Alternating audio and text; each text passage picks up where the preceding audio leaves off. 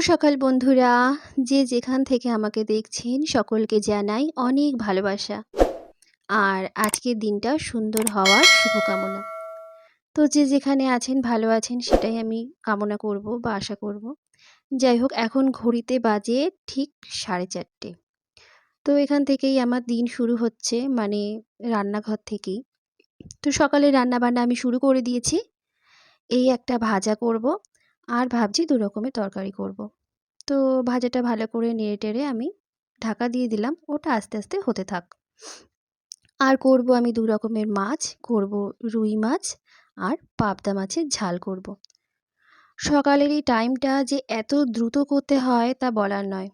মানে speed camera যেভাবে চলে না, ঠিক সেইভাবেই আমাকে চলতে হয়।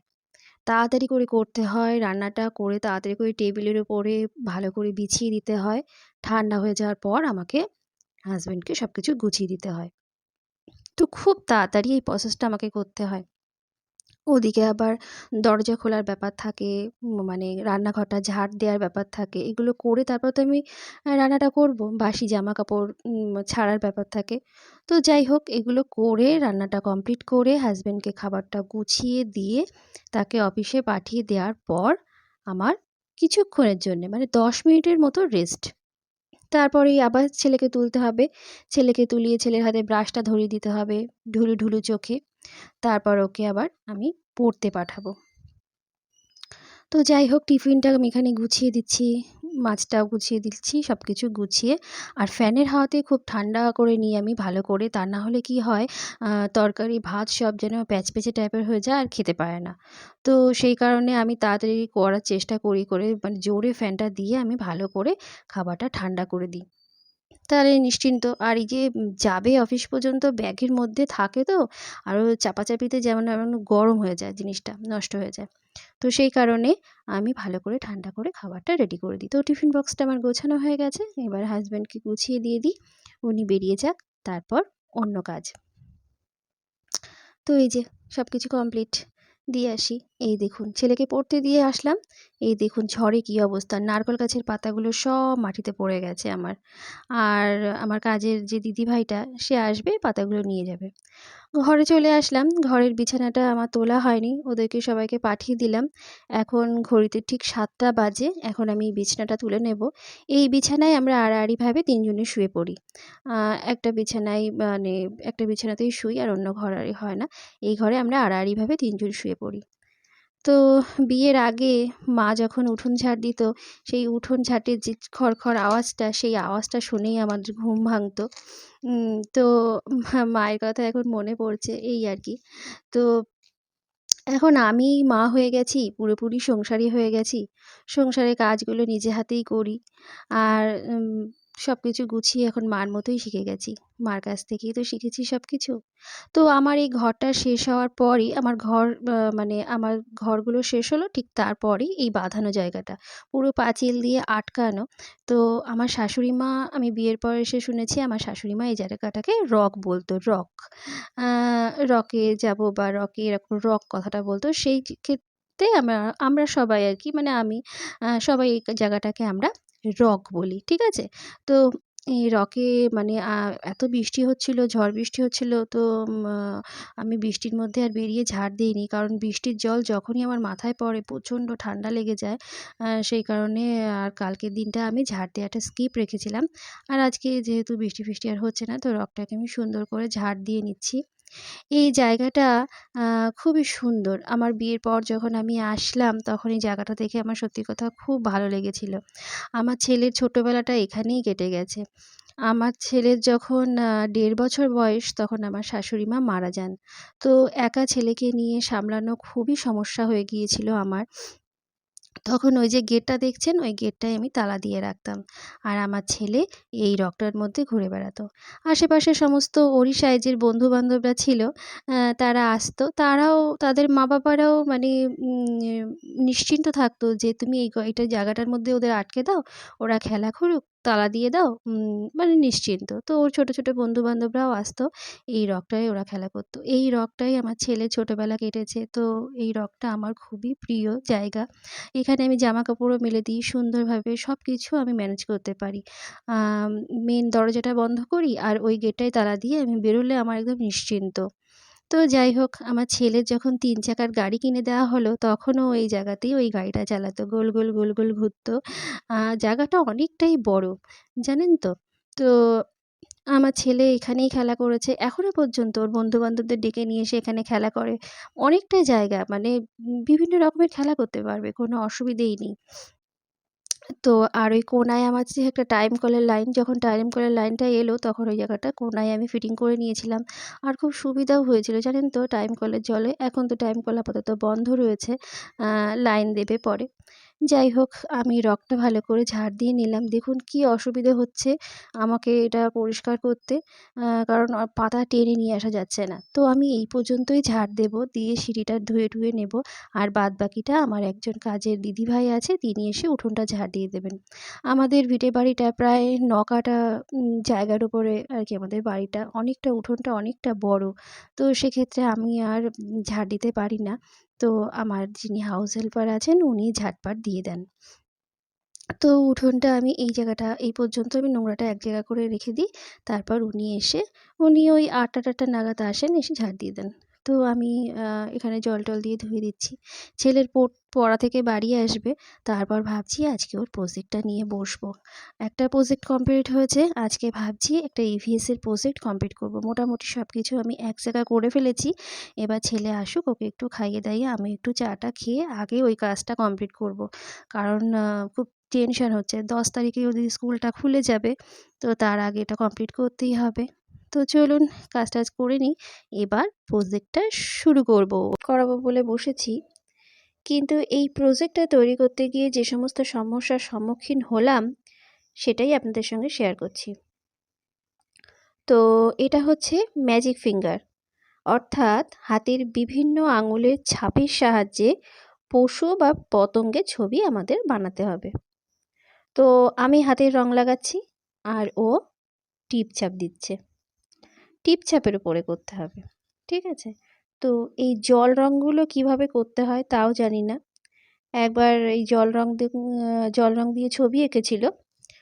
তো সেই রঙগুলোই বাড়িতে ছিল, তো সেই রঙগুলো দিয়েই চেষ্টা করা হচ্ছে মা ছেলেতে বসে, বসে। তো রঙগুলো হাতে লাগানো হচ্ছে। টিপছাপ দেওয়া হচ্ছে, তো ভালো মতো টিপছাপ পড়ছে না। আবার একটু জল লাগিয়ে দিচ্ছি। কারণ এই রং সম্বন্ধে কিছুই জানি না আমরা দুজনে। আর ও তো করবেই না, আমি ওকে ধরে বেঁধে করাচ্ছি। কি সমস্যা, মানে বলার কথা না। শাগনিকের যারা ক্লাসমেট তারা তো অবশ্যই করবে। আমি তাদের অভিজ্ঞতা জানতে চাই যে তারাও কিভাবে করল। আমি অবশ্য এসব প্রজেক্ট করাতে বা করতে ভীষণই ভালোবাসি। কিন্তু এই প্রজেক্টটা করতে গিয়ে মানে কি বলবো, শরীরের ৫০০ রক্ত মনে হয় শুকিয়ে গেল। এত কষ্ট হয়েছে। আর শাগনিক তো কিছুতেই করতে চাইছে না। একটা করে কালার করছে আর হাতটা ধুয়ে আসতে হচ্ছে, কারণ পরবর্তী অন্য কালার তো করতেই হবে। আর রং নিয়ে যখন বসা হয়েছে, আমার কথা একদিনেই কমপ্লিট করে নে। কীভাবে আঙুলটা বসাবে, কীভাবে কী করবে, মানে খুবই সমস্যা। যা হোক, আমি যখন প্রজেক্টটা ১ম দেখেছিলাম ভেবেছিলাম যে খুব সুন্দর মনে হয় আর করতেও খুব মজা লাগবে। কিন্তু যখন করাতে বসালাম তখন বুঝতে পারলাম মজা কী জিনিস। মানে এত পরিমাণে কষ্ট হচ্ছে এই প্রজেক্টটা করতে গিয়ে, মানে বলার কথা না। আর শাগনিক তো ধৈর্য হারিয়ে ফেলছে।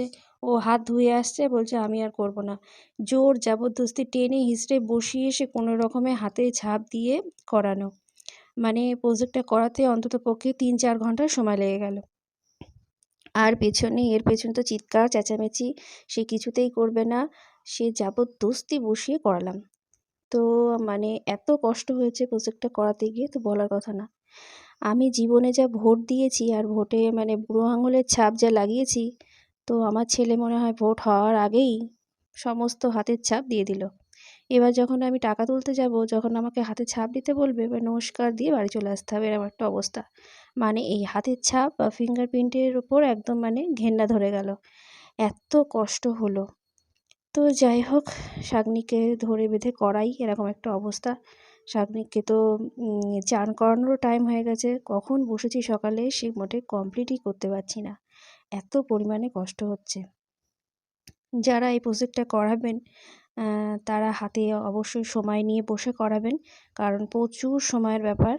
মানে কিভাবে করব সেটাই তো বুঝতে পারছিলাম না। তো যাই হোক, দেখি কমপ্লিট আদৌ করতে পারি কি না। প্রথমে তো বসেছিলাম শখ করে খাটের ওপরে, কিন্তু পরে দেখছি না একেবারে কালার ছড়াছড়ি হয়ে যাবে। তখন বললাম চলো মেঝেতে গিয়ে বসি। একদম পুরো ডাইরেক্ট মেঝেতে এসে বসলাম। আপনারাও যারা করবেন একদম মেঝেতে গিয়েই বসে করবেন। মানে বিশাল মানে যাচ্ছে তাই অবস্থা এই প্রজেক্টের। কোনো কিছু লেখা প্রজেক্ট হয় খুবই ভালো, কিন্তু এইসব কালার নিয়ে বা একটা ছবি আঁকতে দিলে তাও মনে হয় এর থেকে ভালো হতো। কী অবস্থা! কী কালারে কী মেশাচ্ছে ওই জানে। যা হোক, সব কিছু এক্সপেরিমেন্ট করে নিচ্ছে। বললাম হলুদ নীল মেশা, দেখ কী কালার হয়। তো করছে। কিছুই জানি না এই রঙ কীভাবে করতে হয়। যাকে দেখি কোন রঙের দ্বারা যা রঙ হবে, বুকে যে রঙ আছে সেটাই যে অ্যাকুরেট করতে হবে এমন কোনো মানে নেই। তো যা হোক, প্রায় সবজি সবজি কালার আসছে, কারণ বুকে যে সবজি সবজি কালারটা আছে সেটাই সবুজ সবুজ কালারটা চলে আসছে। বাহ! শাগনিক কি সুন্দর ভক্তিভরে করছে, কিন্তু একটু আগে পুরো লাফানো ঝাঁপানো করছিল। কোনো রকমে ধরে বেঁধে বসালাম। তো এই যে এটা মেশাচ্ছে শাগনিক। এই যে সবুজ কালার হয়ে গেছে। এবার এইটাকে আবার হাতে লাগাতে হবে। আচ্ছা, এইটা আমার ছেলে করছে। ব্যাস, এবার কপালে লাগিয়ে দাও। নিজের কপালে লাগাবে না হাতে লাগাবে? কিভাবে করব মা দেখিয়ে দাও। মানে একটা দাও, হয়ে গেছে, ভোটার হয়ে গেছে। নাও কমপ্লিট। তোলো এবার হাতটা। বাস, টিপ ছাপ কমপ্লিট। তো এইভাবে আরও ছাপ দিয়ে যাও। ফটাং ফটাং করে ছাপগুলো দিয়ে যাচ্ছে। আর একটা হয়ে গেল। বাস, কিন্তু এটা আবছা পড়েছে। এবার আরেকটা 2 নাম্বার দিয়ে দাও। টিপছাপ হয়ে গেল। বাস, আজকে মাছ রাতে যে কখন চান করব কখন খাবো ভগবানই জানে। তো যাই হোক, করে যাই, দেখি কত ওইটা আবার ছাপ নাকি ভালো পড়েনি। ওর ওপরে আবার আরেকটা ছাপ দেবে। নাও দেখাও। আবার রং লাগিয়ে দিলাম, দেখি এটা কেমন পড়ে। বাস, দেখি ওঠাও। বাস, সুন্দর পড়েছে। এটার উপরে আবার দিয়ে দিচ্ছে, দিতে গিয়ে এবার ধেবড়ে যাবে কিনা ভগবানই জানে। দেখা যাক কী হয়। যাক, মোটামুটি হয়েছে। যা হয়েছে হয়েছে, যা নাম্বার দেয় দেবে। মানে এটা নিয়ে মানে অশান্তির শেষ নেই। এটা কমপ্লিট হলে বাঁচি। এইরকম প্রজেক্টের সম্মুখীন যেন আর না হতে হয়, ভগবানের কাছে এই প্রার্থনাই করি। এরকম প্রজেক্ট দেবেন না। দরকার হলে 10 পেজের কিছু লেখা কিছু প্রজেক্ট দেবেন, তাও ভালো। কিন্তু এই প্রজেক্ট আর দেবেন না। আমার আজকে শরীরের অর্ধেক রক্ত শুকিয়ে গেছে। এনার্জি আমার আর নেই। এবার একটু ভালো মন্দ খেতে হবে আর একটু ভালো করে ঘুমাতে হবে। এমনই কষ্ট লাগছে আমার। ব্যাস, ব্লু কালার। ব্যাস, এটা মনে হয় একটা ডগের হবে। ডগের মুন্ডু হচ্ছে এটা। যা হোক, হয়ে গেল। বুড়ো থাক দিয়েছে। কমপ্লিট। মোটামুটি ছাপ টাপ দেওয়া কমপ্লিট। হাত তো দেবেই না। আমি ওকে জবরদস্তি, না মনা এটা দে। ও তো কান্নাকাটি জুড়ে দিয়েছে, না এটা একটু কমপ্লিট করে দে সোনা মানিক, এরম অবস্থা। ওর প্রজেক্ট আর আমি ওর হাতে পায়ে ধরছি, মনে হয় শিগগিরই কমপ্লিট কর। অবশ্য ও অধৈর্য হয়ে গেছে, মানে হাতে লাগাচ্ছে আর ধুয়ে আসছে, হাতে লাগাচ্ছে আর ধুয়ে আসছে। তো আমার একসময় মানে অসহ্য হয়ে মনে হচ্ছিল যে এই ছাপগুলো কি আমিই দিয়ে দেবো? সত্যি আমার যদি মানে উপায় থাকতো তো আমি টপাটপ ছাপ দিয়ে এই কাজটা মিটিয়ে রাখতাম। ওর আর টিপে টিপে হাতে দিতে দিতে ওর হাতের আঙুলগুলোও ব্যথা হয়ে গেছে। কী অবস্থা! তো যাই হোক, আর 4 টে ছাপ দিতে পারলেই আমাদের প্রজেক্টটা মোটামুটি ডান হয়ে যাবে। বাস, এই যে সব ছাপ ছোপ দেওয়া কমপ্লিট, ডান, কমপ্লিট। মোটামুটি ডান হয়ে গেছে। কমপ্লিট হয়ে গেছে। বাস।